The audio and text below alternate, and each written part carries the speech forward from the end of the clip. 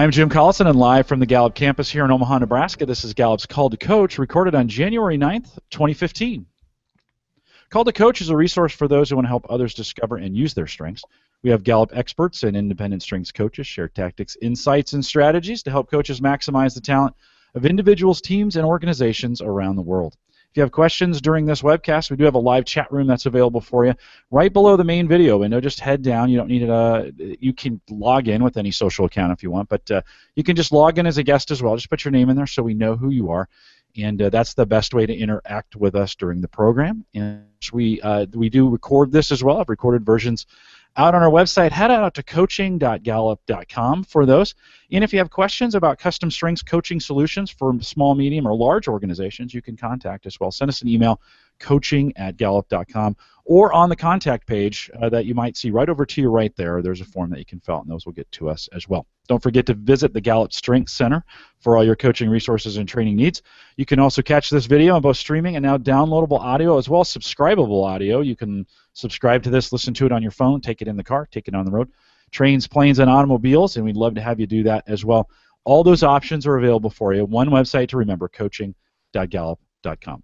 Jeremy Petrosini is our host today. Jeremy works as a senior learning and development consultant here at Gallup on the riverfront with me, although he's calling in from home. Happy New Year, our first Call to Coach of the new year, and Jeremy, welcome to another Call to Coach. Jim, thanks. Yeah, Happy New Year, everybody out there. Welcome back to 2015. So many of you who are familiar with the show kind of know that it's our passion at Gallup to want to really reach over 1 billion people who would know and kind of live out their strengths. We, again, continue, if you check the Gallup Strengths Center website, we continue to click on that with the number of people, the thousands of people that we're adding every day. So we're up over 11 million people on our way to 1 billion, and again, it's part of our kind of real mission vision behind reaching those individuals, that we don't just want them to complete Strength Finder, but we believe that impact happens when they have the ability to have a coach come alongside them. So it's part of our hope to really partner with over 1 million coaches like yourselves, some of you who have been fans of Gallup and trained by Gallup, who are continually kind of logging in to learn and listen. And I know there's some of you out there too who are brand new to this. So we'll make sure you get info before we jump off the call on where you can find out more about Gallup resources and training. But today we have the chance to hear from a coach. Stosh Walsh is with us out of Chicago. And Stosh, actually, he and I both started at Gallup. He spent nearly a decade with the firm, with Gallup, before working within full-time now within one of our clients. But Stosh is a writer, speaker, coach, really consultant specializing in leadership, employee engagement, talent management. He's had the chance to author several of Gallup's Business Journal articles, which many of you subscribe or log in monthly to read some of those kind of best practice articles that are out there. And he's also written a book called Along the Way, Leadership Stories from Everyday Life. So I'm excited for you all to hear from Stosh today. Again, as I mentioned, he and I started with Gallup about a decade ago, and I've had the privilege to have him kind of personally coach me through the years several times. His top 5, by the way, are responsibility, belief, achiever, input, and learner. So Stosh, welcome. Thanks so much for being here. Thanks a lot. Pleased to be here with you guys. So tell us a little bit. I know you've again kind of been around since even the very first launch of Call to Coach about 1.5 years ago. We're chiming in the chat, giving me thoughts and ideas for Jim and I, which was great. But one of those key things that we always people always want to hear is just tell us about your journey, right? So I shared a little bit about you having spent a chunk of your career at Gallup, as a paid professional coach with us, now working with Alliant Credit Union full time. Tell us a little bit about just your journey of being called a coach. Yeah, I think the funniest part of this in the very beginning of it was I had a mentor give me Now Discover Your Strengths probably a good maybe 15 years ago, 13 years ago, something like that. Yep. So like a lot of people, I read that book and just got to the end of it and thought, wow, this has put words to something that I've always known to be true, and was just immediately attracted to it, like I'm sure a lot of the folks who are watching and listening in. I got interested in the rest of what Gallup was doing and started reading other books, and I remember the moment like it was yesterday. I got about halfway through Follow This Path. I think it was the 3rd Gallup book I was on. Put my finger in it, set it down on a table, and I said to my wife, I need to work with these people. And to her eternal credit, she said, well, then you should. And so that day I applied, and 6 months later had a totally different career. So that's kind of how it all got started. And instantly walked in and was exposed to strengths practices and obviously to engagement and other things as well. But had the opportunity to work with a lot of really great people at Gallup, a lot of really great clients. So certainly appreciated the time that I spent there and just all the interactions and really practice that I got to have with coaching and with strengths and with just trying to help people become the best versions of themselves they can be and accomplish the things that they've set out to do through their strengths. Cool. So I have two follow-up questions for you on that. And one, again, I remember almost a decade ago sitting down with Sherry Ehrlich. At the time, it was a 3-day intensive. We spent our weekend that we were in Omaha instead of actually having the weekend, right? We spent it in training. That's right. But what was it, even when you came to Gallup? Obviously, there's a lot of great assessments out there. Your passion around wanting to really come alongside leaders specifically as a coach, as an advisor, as somebody who wants to push them to be better. What was it about StrengthsFinder and Gallup that you just felt like this is something I want to give my life to, or something I want to become an expert at, as far as integrating it into your tools that you use with leaders? Yeah, I think there were two really big things. The first one was that it was research-based and there was proof associated with it. That was huge. Yep. And then the other one was really that it's applicable to every part of a person's life. So one of the things that I'm fond of saying as a coach is that your strengths follow you around. They don't quit being your strengths when you leave work every day. You take those home in your relationships, in your community, in your parenting, and whatever the hats that you wear, the situations that you find yourself are also going to be influenced and hopefully made better by your strengths. So those two things, and then in addition to that, I guess the third thing would be that the notion that it's really about positive human functioning. So we're not talking about dysfunction. We're not talking about what people don't do well. It resonated with me so strongly to see those old videos of Don Clifton talking about how you could do something better than the next 10,000 people, and that's really what we need to try to be after in terms of psychology and in terms of coaching, as opposed to the let's find out what's wrong with you and then go fix it. And that really had a broad-based appeal to me for sure. Yeah, that whole focus on what's right versus what's wrong, and again, even that idea. So many of our coaches out there know this and get this, but people that are new to Gallup, we're never saying don't be aware of your weaknesses or try to again manage them, but it's that idea, like you said, that Don kept coming back to with you. Every person can do something better than 10,000 others. I remember one of our consultants, Scott Allstrand, who had been with the firm for 25 plus years, would say he remembers Don saying if you were locked in a room with 10,000 other people and the only way out was to win a contest, but you get to make up the rules, what would it be, right? And I'm really kind of challenging every human being to say, do you have kind of the heartbeat of what it is that you do better than anybody else? And I think you're right. StrengthsFinder gives us kind of a lens to that. So, yeah. All right, so here's my second question. I said I had two for you on your intro. There are coaches, and Jim, I know you get this all the time too. External coaches love StrengthsFinder, love Gallup, see that working for Gallup is the dream job, right? They're going, hey, how do I get in? Hire me. They'll see Dean Jones walk in the hallway and go, Dean, I need to come work. I need to come work for you guys. You had the chance to work for Gallup for a decade. Now you're working full time with Alliant Credit Union, who was one of your clients while you were here. Yeah. Tell us a little bit about that story or that journey or that step. I'm sure there's sometimes people look at you to go, Stosh, what Yeah. Tell us about that. Sure. So I think the big thing with that was I wanted to see how deep the rabbit hole goes.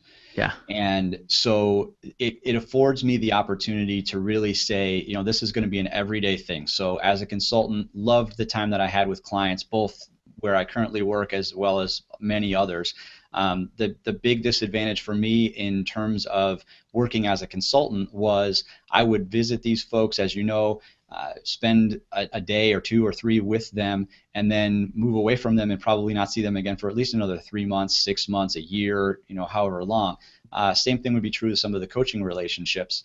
And so I just thought, how can I take that deeper dive and how can I really try to affect broad-based impact and broad-based change that's going to impact the lives of every single individual in the organization, not just the ones that I touch or not just the senior leaders who I'm having this consulting interaction with. And so that's really kind of what prompted the change. So tell us a little bit more about your role within the organization. I know there's a lot of leaders out there, even people listening in, who work inside an organization, want to create change as a coach. Tell us a little bit about what you get to do and even some of the efforts that you guys have begun in creating a strength-based culture.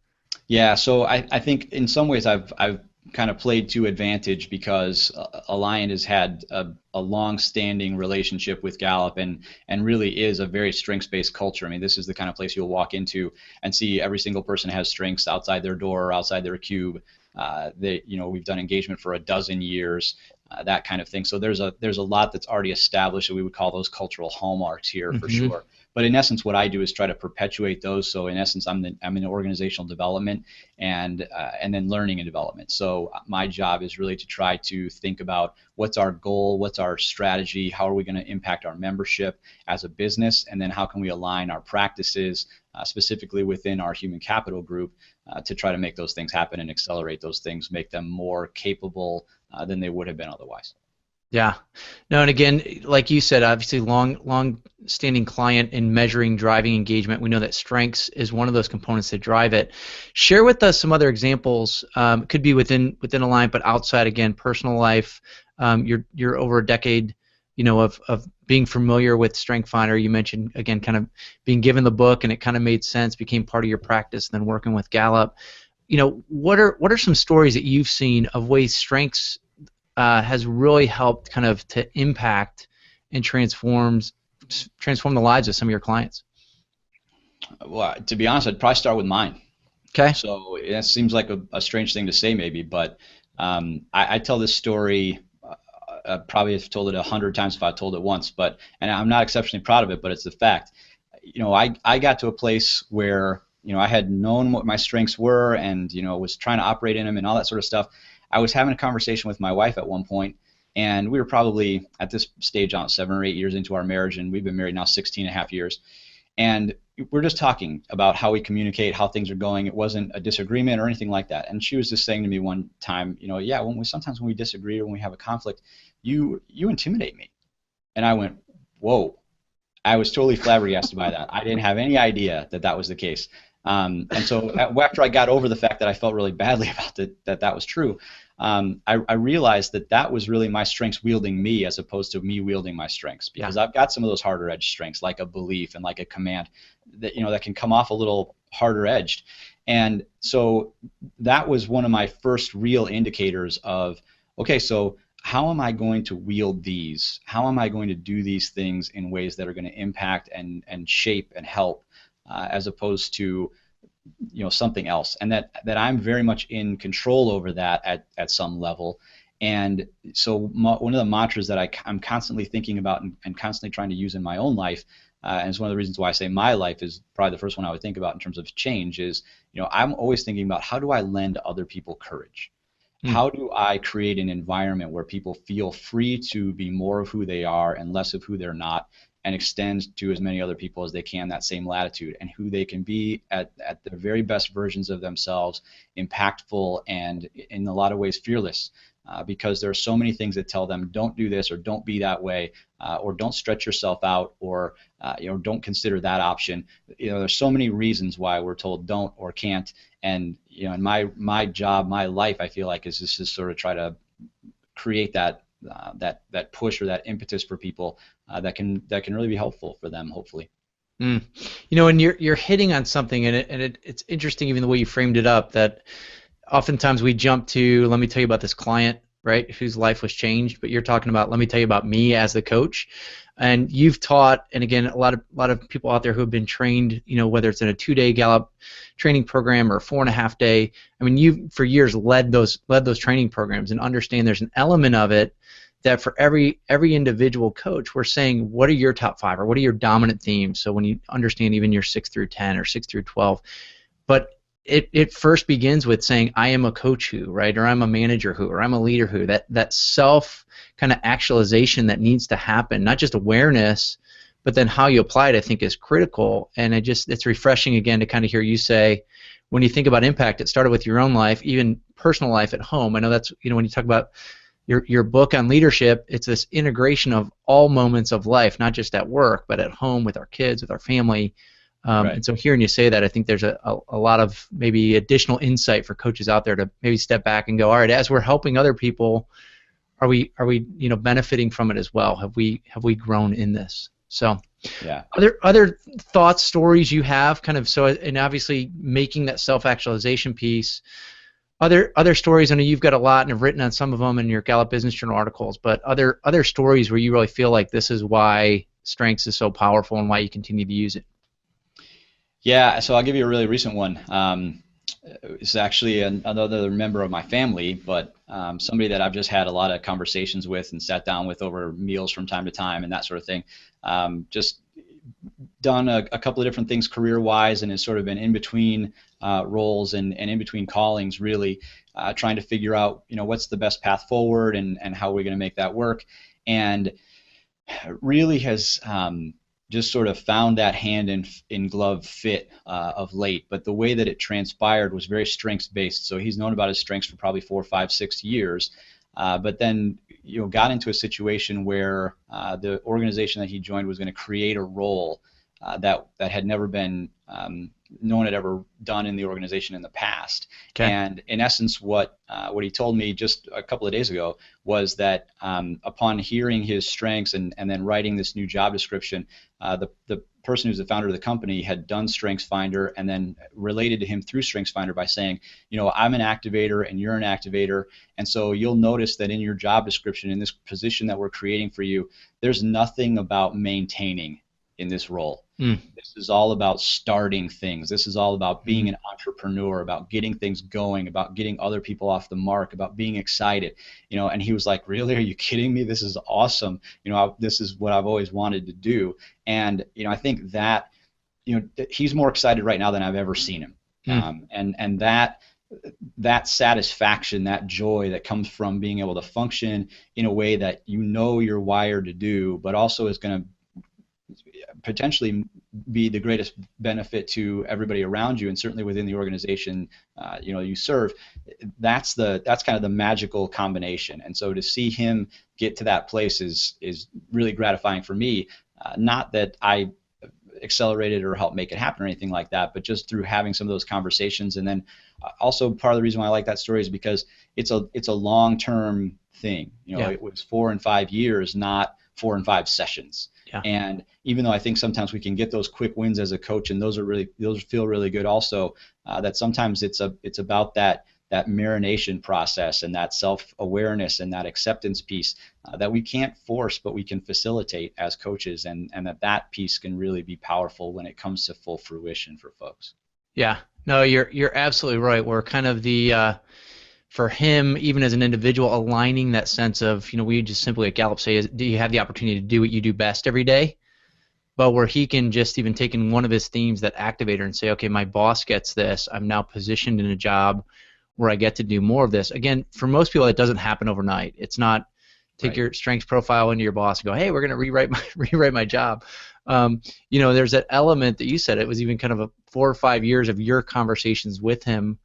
Some formal, some informal, but that element of moving to that sense of alignment, which I think is so key. Yeah, and I think you just said something really important too, that we all at some level would wish we could take our job description and say, I'd like to modify this aspect of it or part of it. And so that's one of the reasons why you hear a lot of coaches saying, well, what if we could get you to 70 or 80% working in that area of strength, that kind of thing. But I think one of the things that's really important to think about as a coach is that we're trying to help people with the how, not as much the what. So what is important, and we can certainly help people with that, but that how piece is critical, because that's really going to be the tricky part, where we say, here are some aspects of your job that you really don't like that much. And so how are you going to leverage your strengths in these places and in this moment? And is there some reframing that can happen, or some additional awareness that can take place in those particular places that actually make that so that it becomes a lot more bearable, or even a lot better than it had been in the past? Yeah, that piece again of just kind of, integrating it, being aware of it, not necessarily saying I need to change everything overnight is key. There's something else too, and I don't know if you've got thoughts on this as far as almost again probably back to your own development of developing you as a coach. You allude to something in this story that, and I think many coaches kind of come up against this. There is a formal component to what we do. There is I've got a client, we're going to sit down and have an hour in that conversation. But one of the things I've appreciated about you, Stosh, is you've really integrated not just strengths into what you do. It's not a sit down at Thanksgiving and everybody has to pull out their strengths profile, right? I know there's some of that I'm sure happens, but you really live and have ongoing conversations with people almost from a leadership development perspective, right? So even like with this story, there's nudging that happens. Share with us, and I guess I'm thinking this moves a little bit into kind of those tips and tricks piece, but with the coaches out there that are listening, we have the 1 hour touch point in most cases with our client, but what are techniques that you've used, whether it be follow-up emails or a follow-up conversation or grabbing coffee with somebody, that again, not moving it to formal ongoing coaching, but that continual nudge of spurring them on, encouraging them, their development. Again, you just naturally do that. It's part of your DNA. But what are ways that you've learned to do that, or that you could advise some of us in how we can integrate that ongoing coaching vocabulary and language and insight into all of our interactions? Yeah, and it's funny because in sales you hear that phrase, ABC, always be closing, right? And I think sometimes for coaches it's ABC, always be coaching. Yeah. And I think it's a fine line that you draw. Sometimes, like you said, you're not going to pull out the StrengthsFinder reports around the Thanksgiving table or around the dinner table maybe, but where those moments make sense and where we're not trying to force acceptance on somebody, but we're also able to, the phrase that I heard from Sherry, like you alluded to earlier when we first learned about strengths and strengths coaching, was just kind of holding up the mirror for people. I think for me, a lot of it has just been about it's the disposition and then the discipline that's associated with this, and I guess I'll talk about both. But the disposition is, I steadfastly refuse to see people as they are. I always want to see them as they could be, and that's not a maximizer developer thing to use strengths language. It's just a fundamental belief that everyone is in process, and that we're always going to be moving from version 1 to version 2 to version 3 of ourselves, and that each one of those versions has the capacity and the potential to be better, and that the best way to find out what those things are and to move toward them is in conjunction with community and with other people. And so I view my mission and my calling, if you like, is to be coming alongside and having intersections with as many people as I can. And then, part of it is that, I'm also wired to be a little bit more courageous than your average person. And so I'll just say things to people and say, listen, I saw you do this, and I thought it was pretty incredible. And, I'd love to talk to you a little bit more about that. And I'd love to, I'd love to see you do as much of that as possible. And if there's a way I can help you do that, then I'd be happy to. The discipline around it, I think, is really kind of cultivating that that everyday awareness piece. It's sort of it's reminding yourself that every single person is in that process. There's some point along that continuum of awareness or application around their strengths and around who they are and who they are at their best, that there's a possibility that we might be able to join them in that or take part of their ride with them. And that, as cultivating that awareness, I guess what I mean is just sort of cultivating that observation, being aware that those things happen is more about having conversations and sitting back and looking at people and trying to zone in on what it is that they're trying to do with themselves and with their lives and where are their frustrations and and that kind of thing, and cultivating the art of inquiry too. I mean, collecting good questions, making sure that you're trying to ask people open-ended questions as opposed to yes or no questions, whether that's in a coaching session or just in life in general. Get people talking. Those are some of the little things I think that really make a lot of difference for somebody, because all of a sudden now they're feeling like they're invited into something as opposed to just saying, okay, well, I'm going to have a transaction with my coach or with this other person. Yeah, talk a little bit too about the impact you've seen, and maybe it brings a little bit more psychological perspective too into the minds of leaders. But oftentimes leaders are so focused on directing, there's others, they're kind of giving advice to others. They really in themselves are a coach in a lot of their day-to-day with what they're doing. So moving a leader, like you said, to answer some of those questions that aren't just yes or no or go do, but to be self-reflective. What is it that you've seen happen in the mind of a leader? I know you and I have had the chance to partner on several key accounts. There's obviously some that I brought you in with very senior leaders, senior executives. I know that's kind of a sweet spot for you. But what is it that you see happen when you begin to get those leaders to, again, be introspective in thinking about themselves versus just kind of giving advice or supporting and leading others? Yeah, that's a really good question. And I think the biggest one for me is that they start to realize who they are and who they're not, and therefore what they want to do and what they don't want to do. And there are so many messages bombarding senior leaders. There are so many books, so many programs, so many opportunities for growth and development. So picking from among those when they're going to do several a year, every year, becomes a chore. And so it's really about that centering of, you know what, I don't have to follow whatever the latest and greatest trend is supposed to be. Or just because I read it in the Harvard Business Review is not going to mean that it's going to fit my team.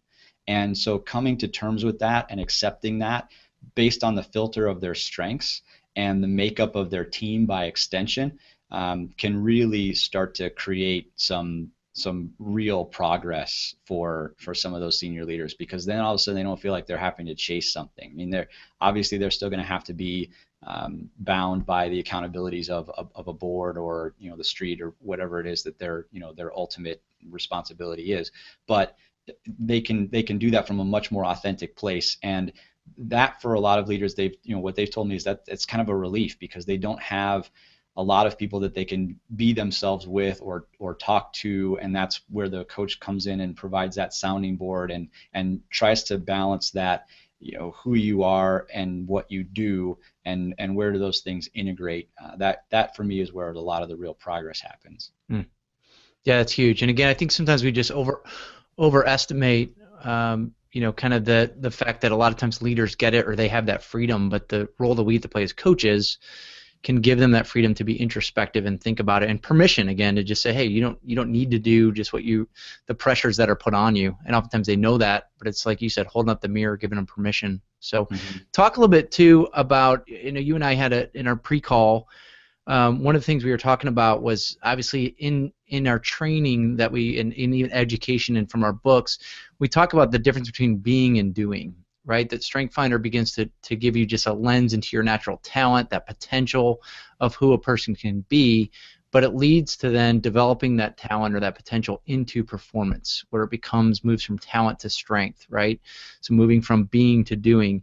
Talk about with that continuum, even just kind of how that's helped you in thinking about your own style of coaching and who you coach, and maybe again from a tips and tricks standpoint, how the coaches out there listening, where we can begin to use that sort of paradigm to think about our style, who we coach, where we'd be most effective. Yeah, I think the two big questions that every coach has to answer are, who are you and who's the client? And the who are you part is really important, because there are a lot of folks who I shouldn't coach, just flat out. I tend to be a little bit more directive as a coach. I tend to be more of a thought partner. I'm a little bit more pushy where I feel like it needs to happen. And I cultivate that art of inquiry and asking good questions, that kind of thing. But I very much straddle the line between coach and consultant with a lot of my relationships. And I would differentiate those between, coach is going to ask more questions, consultant's going to do more advising. And it'd just be that beard, so intimidating. It may be, but that's a gross oversimplification in terms of what the difference is between coaching and consulting. But in essence, I'm going to be right on that 50-yard line in a lot of ways, and maybe even more toward the consulting side sometimes. And so knowing that about myself, I know that I need to be interacting with coachees who are more willing to say, you know what, I'm serious. I'm ready to go. I'm prepared. I did my homework. I'm interested in moving forward. So I'm probably a little bit further along the line of I'm more of a doing coach than I am a being coach. And so knowing that about myself, I have to calibrate a little bit. Yeah. I can tell you one story about it. Probably my first year at Gallup. I was coaching a woman who she was telling me about some pretty intimate things, and she ended up having, she broke down a little bit and she was crying on the phone. And she has empathy in her top 5. I have empathy in my bottom 5. And we get to the end of the call, and she says, you must have empathy too. And I wasn't going to tell her in that moment, no, I don't. But I got off that call, and I thought immediately, I actually took this to somebody else, and I said, I need to know how I did that. Yeah. Because right now in this moment, I don't know how I did that, and I need to be able to do that again and again and again and again. in order to be able to coach different kinds of people. But knowing that that's not going to be my sweet spot. It wasn't then, and it isn't now. Yep. And so that doesn't mean that I never coach someone like that, but it means that I'm probably a little bit more discriminating. I have a little bit more of a filter. And I'm also pretty upfront with that about people who I coach. And I say at the very beginning, it's okay for me not to be your coach. There sometimes it's a great fit and sometimes it isn't. Here's who I am. Here's what I bring to the table. Here's how I can help you. I will 100% be on your side, but I will also 100% make you mad at some point, because I will say something to you that someone else wouldn't say and that someone should have said to you a long time ago, and I will tell you that. And they go, whoa, and then some people go, I've been looking for that, and I go, great, I'm your guy. So I think some of it is just knowing that what that looks like. And then for me, a lot of it has been, I'll say that to somebody and they'll say, yeah, that's what I signed up for. I'm great. And then it actually happens and they're like, ooh, I don't know if I was going there. I don't know if I was ready for that. And so then again, it's a calibration, so I have to know who the client is. I can't just, at face value say, okay, I accept that, I take that. You can start there, but you can't finish there. Yeah, that coming back to that simple statement you started with, knowing as coaches both who I am and then who my client is, right? And again, we talk about this in a lot of our training, but I think just coming back for people to reiterate and even using that being versus doing. Kurt Leesveld talks all the time about, he's coaching, thousands of people in a year. A lot of it is those one-off, they know a little bit about their strengths, but they want to know more. Who am I as a person, right? That being piece. He's energized by it. He sees kind of that the lights come on for them, and they kind of continue on their journey. Again, where you've been most effective with senior leaders, executives, individuals that quickly kind of get the who they are, but what they're stuck up against is, well, how do I do this with this team member or in my own career? And you're absolutely right. It's where as a coach, and sometimes you almost, again, like you said, become more the consultant. Well, here's what you ought to go do. It's very directive, and I even shared kind of the couple opportunities you and I have had where I said, all right, Stosh, here's some decisions I'm making. Give me your thoughts. I'm calling on you because I know it won't. You'll ask me some great questions, but then you also aren't afraid to go, nope, here's what you ought to do. Don't be an idiot. Go do it. Right? So that directiveness. Just for the record, I didn't use those words, right? You didn't, but that's what I heard. Then you made me cry, and empathy's not high for me either. No, but no, just that element again of the freedom to be yourself. Yeah. And know that that's what your clients absolutely want. And again, there's some people out there that say, I love coaching high school students who are just trying to discover who they are and career paths, and there's not even a lot of the hard edge doing. There's others, with our new entrepreneurial profile, the EP10, and the book on it, Entrepreneurial Strength Finder. It's this whole idea that when you're coaching entrepreneurs, they are going to be those hardwired driven, where you probably need to have a little bit more your coaching style to get through to them versus just the come alongside piece. And again, there's not a right or wrong, but I think the important piece is to say, who am I as a coach? And then who are my best, clients, that when you have those days where you go, that was so fun, I need to do more of that. When you have those other days where you go, I'm not even sure what happened there, how do I do less of that? So, yeah, and that's funny because we're always asking our clients, aren't we, what do you lose track of time doing? Where are you in your sweet spot? Where are you at your best? I think we sometimes forget to ask ourselves that as coaches. What are my best coaching relationships? What do those look like? Who am I the most looking forward to talking to in the next month from all my coaching clients? Not to say that you're going to have favorites, but just because the way that person's wired and the synergy that's created between the two of you, some of those are going to be more energizing than others. And so how can you replicate that, and how can you sort of be that kind of coach and find that niche where it's going to work the best for you? And then they're going to get more out of it too, because they're probably feeling or thinking the same thing. Yeah, no, that's great. Jim, any questions out there in the chat room? Yeah, so Maureen has been rocking it out there. She's got a few for you. So, Stosh, she asked. We missed her last time. Yeah, we did. So, Stosh, you've worked with leaders, directors, and above, who think that the strengths journey is for someone else and not necessary for them. In your situation, when you come up against that resistance, how do you address it? What's kind of your philosophy on that? So, my initial thought on that is probably not the best one, and that happens for me a lot. So I'm going to answer that question with my initial thought, and I have said this to people in the past, but I don't know that I would recommend this depending on what kind of relationship you have with the person. But my first thought is to ask the Dr. Phil question, right? How's that working for you? Is your team excited? Are they engaged? Do they feel like this is the place where they want to come every day? Do you have good relationships with those people? Do you feel like they're leading well? Because if the answer to any of those questions is no, then you need this strengths journey a lot more than you think. And so that's the more confrontational piece that that sometimes I would bring. But And I by think sometimes you mean most of the time. Yeah, maybe. So, I think a lot of it too, though, is I would often go to, and I said this at the very beginning about how, one of the things that's so great about StrengthsFinder vis-a-vis other instruments, and I think a lot of other instruments are great, don't get me wrong, but the fact that it's grounded in research, the fact that there's proof, the fact that you can say, you know what, people who have an opportunity to do what they do best every day are a heck of a lot more likely to be engaged than people who don't. And this is a great way for you to discover the how of people approaching their work, and putting some of that more analytical proof orientation to some of that, because a lot of times the implicit question that they're asking when they have that pushback about the strengths journey, to your point, Maureen, is what's the payoff for this? What's the ROI? Or isn't this just a bunch of kind of soft sit around the campfire and sing kumbaya? And so sometimes I just say, listen, I would not be here representing this instrument or this philosophy in any way, shape, or form if I didn't think this could help your organization or help you personally do something better than you have done it in the past, because that would be wasting everybody's time. And just put it right out there and admit it.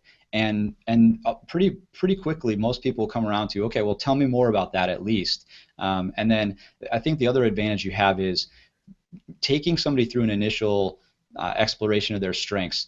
I've had it happen only very few times where somebody looks at their strengths and goes, that's not me.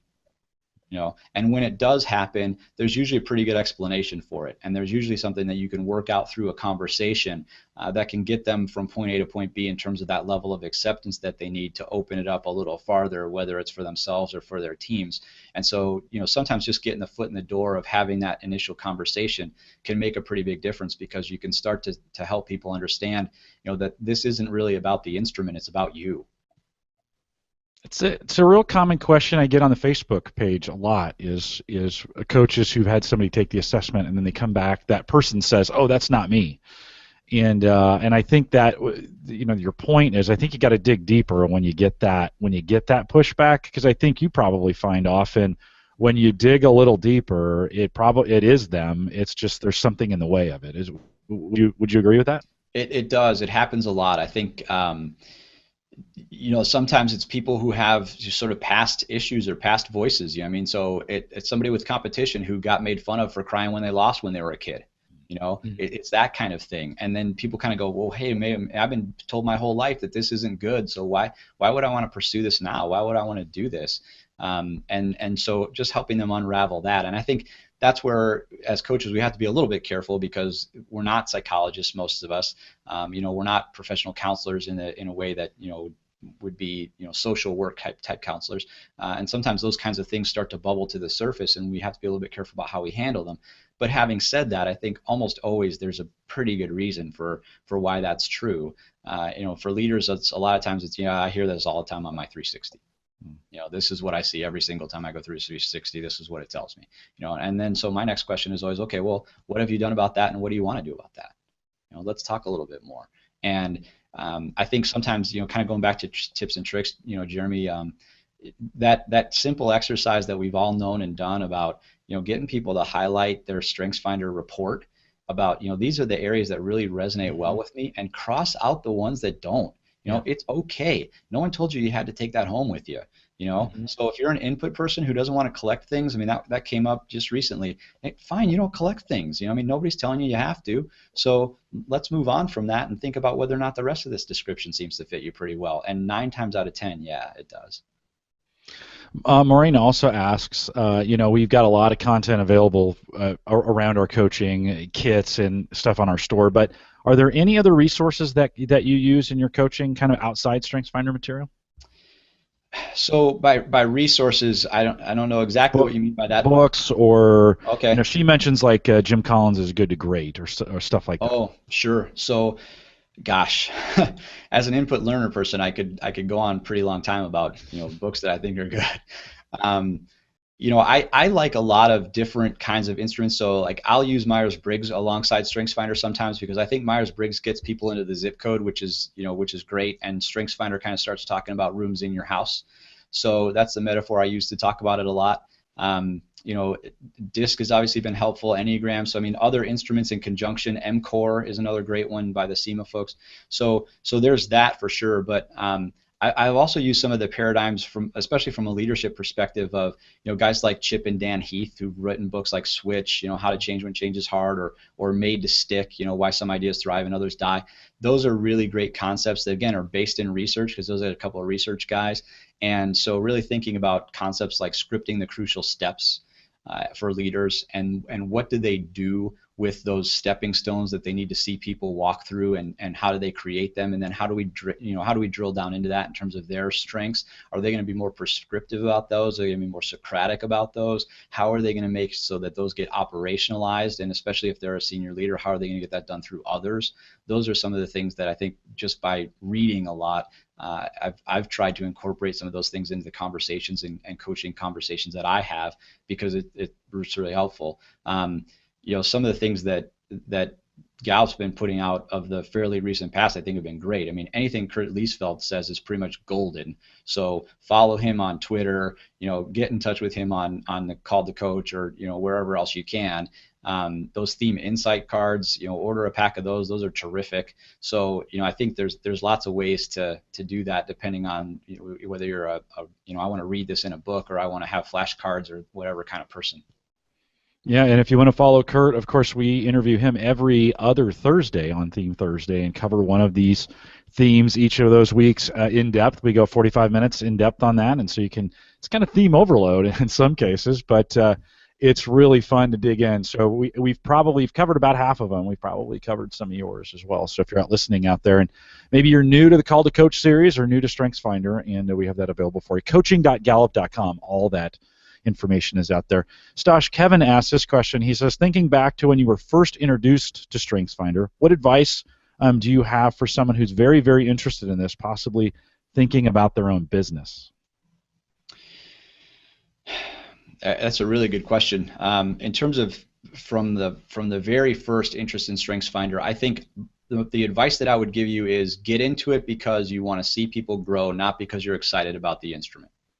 I think a lot of times people get really jazzed about StrengthsFinder, the instrument, and there's nothing wrong with that. StrengthsFinder, the instrument, is terrific. It's as good or better a psychometric instrument has ever been developed, in my view.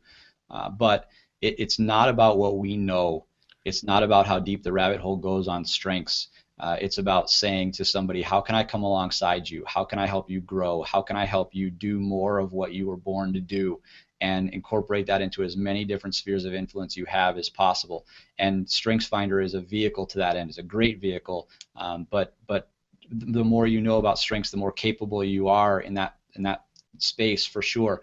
But knowledge of strengths and StrengthsFinder is not about trying to impress a client. That's going to impress other coaches, but clients want to talk about themselves. They don't want to talk about an instrument.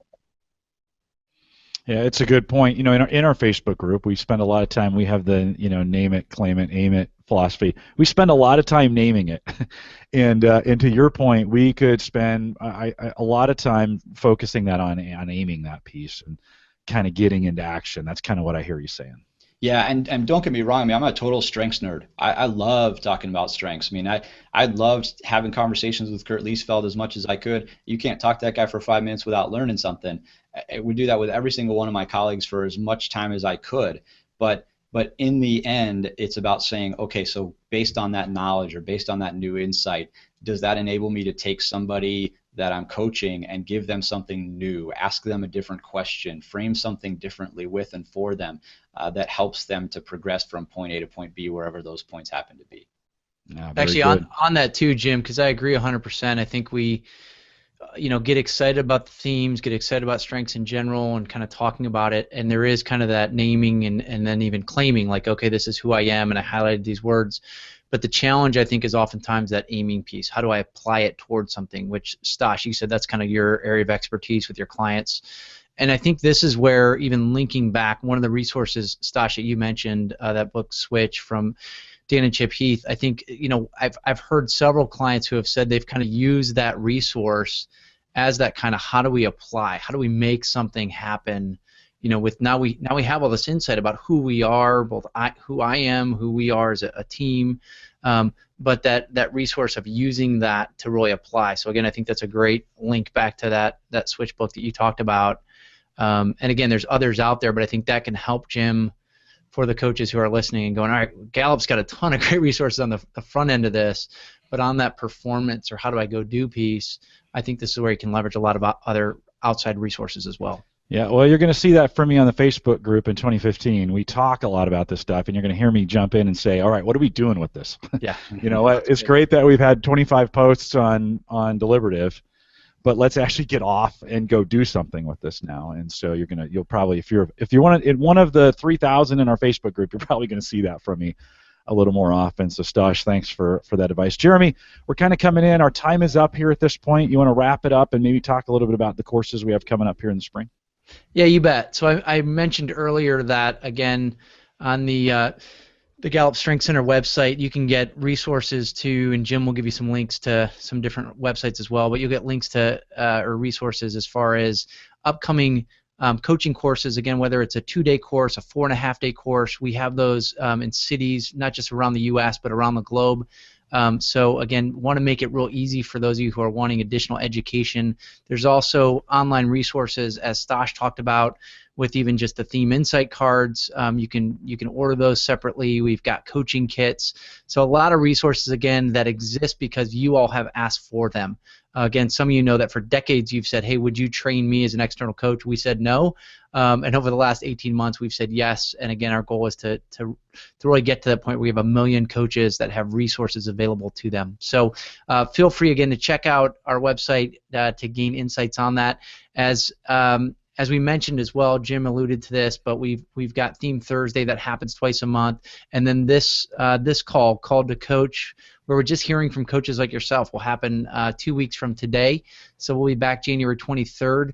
Dan Shundoff is actually the coach who's going to be joining us. Dan is actually a CEO and entrepreneur, started his own company about 20 years ago. Got trained as a certified coach, actually kind of coming alongside one of our entrepreneurship programs to really help coach other entrepreneurs. And he's recently been certified in our EP10, again, the entrepreneurial profile tool. So excited to hear from Dan on just his own experience as a leader, entrepreneur, but also as a coach to others on what that means. So we're excited to hear from him. January 23rd, we'll be back here again, same time. I want to remind you as well on those courses, we've got some available now here in Omaha, Santa Clara, California, Sydney, Australia, out in Berlin.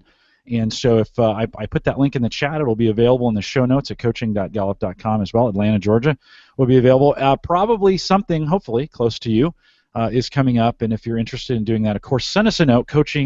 At gallup.com is the best way to get that information into us. I want to remind you of all the resources we have. If you've taken StrengthsFinder, we've got a ton of resources available for you on the Gallup Strength Center. That's just gallupstrengthcenter.com. And, of course, you can catch us recorded audio and video, and there's all the past shows as well. We have a whole bunch of them that we've been holding through December because we knew you guys were busy with Christmas.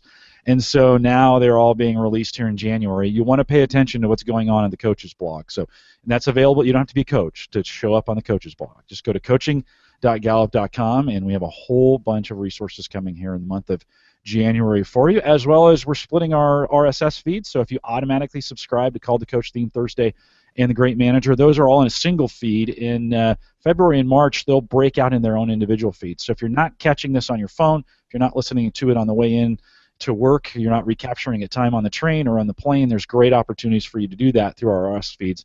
Head out to the coaches blog. Again, all that information's out there as well. If you haven't picked up the Android or iOS app that we have for StrengthsFinder, most people can't remember what their top 5 are a couple days after they take it. It's okay. We made an app for you, so you can put it on your phone and look that back up. I encourage you to actually do a screen capture of that on your phone and make it your lock screen.